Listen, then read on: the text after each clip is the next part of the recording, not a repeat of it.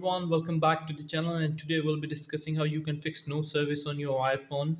It is very easy. What you need to do here, just go to the settings, and if you check that there is no cellular service, what you need to do is go down and you need to find out the general settings here, and you need to go down and there is transfer or reset iPhone. Just reset your iPhone and it will automatically enable the signals of your phone. What another option what you can do is put your phone into the airplane mode, and after going to into airplane mode you can just reset it, and the signals will automatically come up.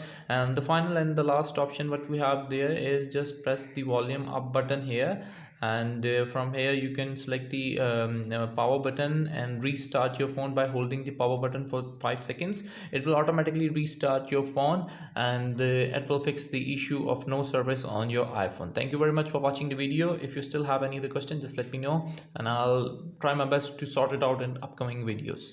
Bye bye.